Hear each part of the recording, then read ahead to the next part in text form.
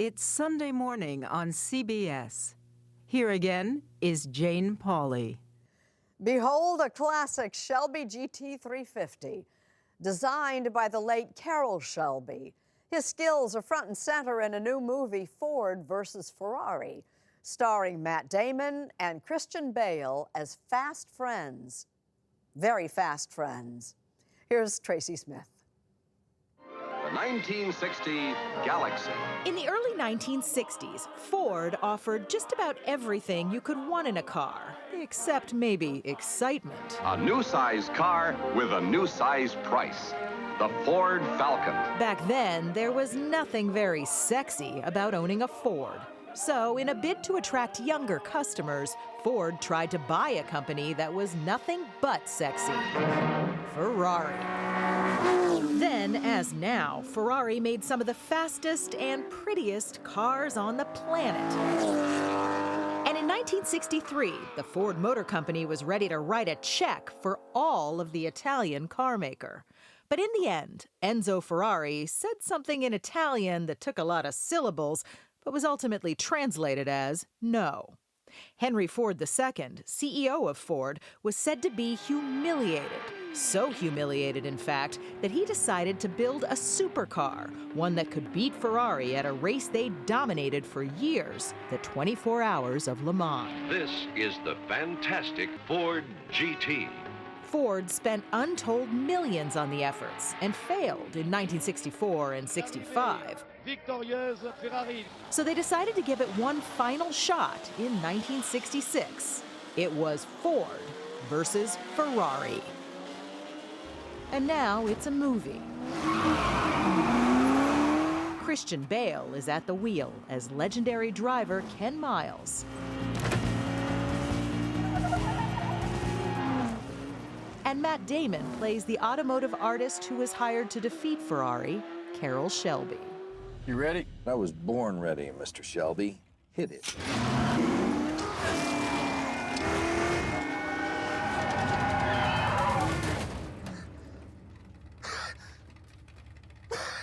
I know you're not a car guy. Has this made you appreciate these things a little more? Well, these ones we're about to look at are just so beautiful. We met the two stars at LA's Peterson Museum, surrounded by cars that might cost more than your house. How much are you like Carroll Shelby? I don't think I'm like him at all. He was this bigger-than-life guy who, even if he beat the hell out of you in a business deal, you somehow still loved him. And I'm not like that. I'm very different from that. My name's Carroll Shelby, and performance is my business. Shelby's best known for the cars that bear his name, like the Shelby Cobra. Carroll Shelby died in 2012, but his name still looms large in the automotive world and on the side of Shelby International near Los Angeles. How much was riding on this race for your grandfather? It was big. You know, this was really important. Aaron Shelby says that for his granddad, the 1966 Le Mans race meant everything. He had a lot of pressure on him. 66 was it, or they're done. And when you say they're done, what do you mean? What would have happened, do you think, if he lost? I think Ford would have stopped funding the program. Also, at the time, they were still helping to fund Shelby here in Los Angeles and building the Mustangs and the remaining Cobras as well. And I think a lot of that could have come to a screeching halt had they not been successful in 66. So Shelby might have been gone. Correct. Wow. In Carroll Shelby's mind, the right car was nothing without the right driver. Coming up is Ken Miles, one of the best sport car drivers in America. And the rightest driver he knew was Brit Ken Miles, who not only drove the cars, but helped build them into what became finely tuned weapons of speed.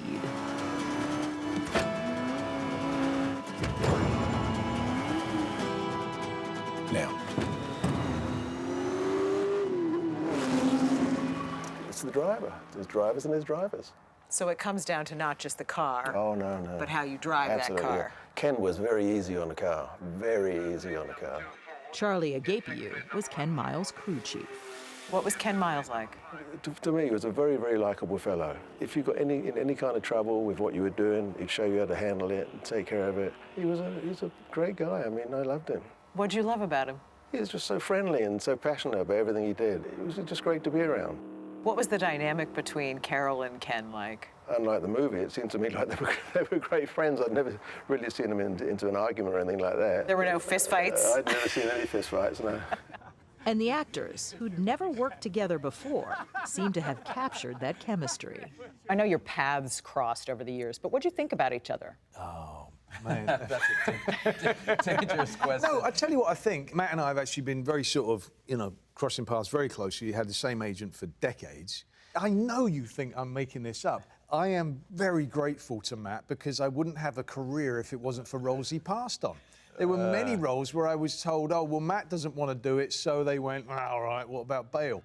Kidding aside, Damon actually did turn down the part of Dickie Eklund in The Fighter, a role for which Christian Bale took home an Academy Award. What?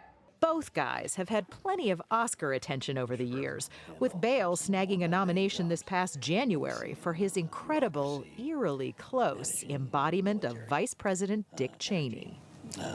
Foreign policy. And when he was done playing the heavyweight American VP, Nothing in there about my trunk and your lovely little... Christian Bale, who's actually British and skinny, had to become British and skinny again. You can stick this bloody sticker where the sun... Hey, Bill. Did you learn from each other in this process? I had a great time watching him. He's got an incredible monk-like discipline. He went from Dick Cheney to this guy, so he had to lose 70 pounds. 70 pounds. I had to get in the car. Does it get harder to do that physical transformation? Yes. Yeah? I keep saying I'm done with it. Are you I done really with it? think I'm done with it, yeah. Yeah, now? Yeah, I think so, yeah, I gotta be. You know when you're on set and he's like, oh, hold on, it's my cardiologist. I have to take this. Yeah, you better take that call. Talk about heart-stopping. In the film, you actually get the sense that you're in the car with him, thanks to some pretty creative camera work.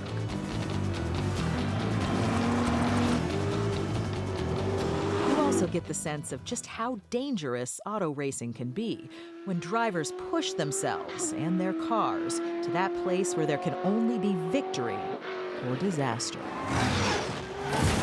We won't spoil the ending for you, but to paraphrase Ernest Hemingway, all true stories end in death.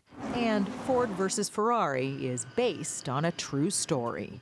If a movie works, you end up feeling a lot of gratitude for all the people who worked on it, because it's hard work. Much like putting a race car together and winning Le Mans, right? Yeah, so Exactly. similar. Except we're not risking our lives. Good point. Yeah. We're lighter, we're faster, and that don't work, we're nastier. What is it about this film that you want people to see? Well, it's a beautiful story, and hopefully it's a chance for everybody to kind of come together in a dark movie theater and see a story about friendship. That's a nice thing to put out into the world right now. You could say Ford versus Ferrari isn't really about a car race. It's about ingenuity, teamwork, and perseverance. Things that everyone can root for.